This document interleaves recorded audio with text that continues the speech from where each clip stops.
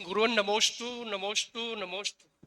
गुरुवर मेरा प्रश्न ये है, मुझे रात में गुरुवर स्वप्न आते हैं सोते समय, कई वर्षों से आ रहे हैं, जिनका कोई सर न पैर, ऐसे कुछ स्वप्न आते हैं कौन गुरुवर, सा स्वप्न थे?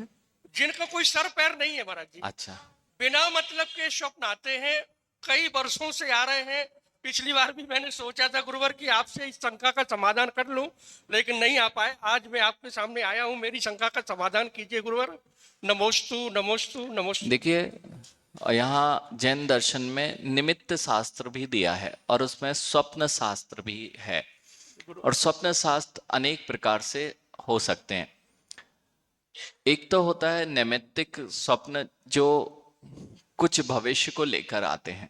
जैसे हमने देखे चंद्रगुप्त मौर्य, आपके भरत चक्रवर्ती के स्वप्न, 16 स्वप्न माता के, तो इनका भाग्य, इनसे भविष्य का निर्धारण होता है, भविष्य में क्या होने वाला है। और फिर उसमें भी ये देखना होता है कि किस प्रहर में स्वप्न आया है, रात्रि के अंतिम प्रहर में आया है नहीं या। महाराज जी, जैसे ही हमारी आंखें बंद होती हैं स्वप्न चालू हो जाते हैं। हाँ, ये बहुत, मैंने कहा उनका ये कोई तो। सर पैर नहीं है। कभी आचार्य गुरुवर विद्यासागर जी दिखते हैं, कभी महाराज जी, सब अलग अलग तरह के कुछ प्रश्न आते हैं, स्वप्न देखिए, आते हैं। मैं तो आपको बता रहा हूं कि स्वप्न अलग अलग तरह के होते हैं, है ना, और उनका अलग अलग फल होता है।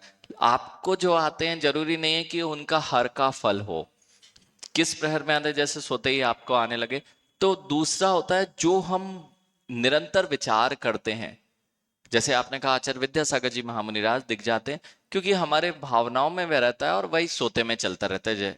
और तीसरे तरह के प्रश्न होते हैं जो आपकी शारीरिक विकारों से भी आते हैं, अर्थात आपकी जो शारीरिक संरचना है उसके कारण भी यह विकृति के रूप में स्वप्न आते हैं। इसलिए आपको जो स्वप्न आते हैं, प्रतिदिन आते हैं, तो एक तो आपकी विचारधारा जहां चलती है वहां आपको स्वप्न आ सकता है।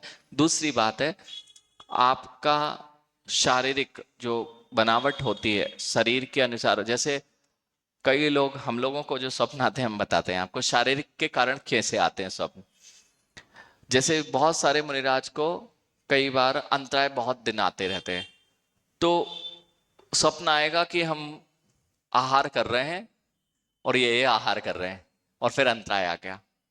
तो क्या हुआ, शारीरिक दुर्बलता का भी असर होता है जिसके कारण स्वप्न आते हैं, यानी। और आप जो सा विचारधारा कर रहे हैं, आप जैसे जीवन जी रहे हैं, उसके कारण भी आते हैं। इसका उपाय भी होता है, कुछ बुजुर्गों से पूछने चाहिए इसके उपाय। ऐसा कहते सारे हैं, उपाय कर लिए महाराज जी, सबसे पूछ लिया है, ऐसा कहते हैं, सबने जो बताया वो करते हैं, लेकिन कुछ नहीं हो रहा है। ऐसा कहते हैं कि यदि बुरे स्वप्न आते हैं तो अपनी माँ का नाम लिख के गद्दी के नीचे रख लेना चाहिए, बुरे स्वप्न नहीं आते महाराज जी, है ना। अच्छे ही आते हैं सारे। अरे तो फिर तो बहुत मुस्कुराना लेकिन उनका चाहिए कोई सर कि, पैर नहीं है महाराज जी, हम क्या बताएं आपको। यानी कोई बात नहीं। हम तो इसलिए तो रात्रि में त्याग कराते हैं। यदि अच्छे स्वप्न आते तो फिर तो आपको मजे बजाना चाहिए कि हमेशा आए।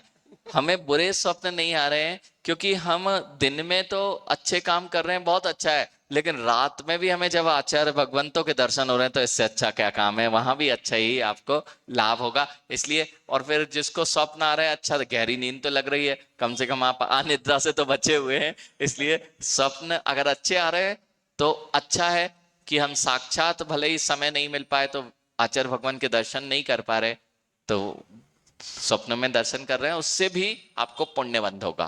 कोई तो उपाय बताओ महाराज जी, एक आध उपाय बता दो जो हम कर सके महाराज जी।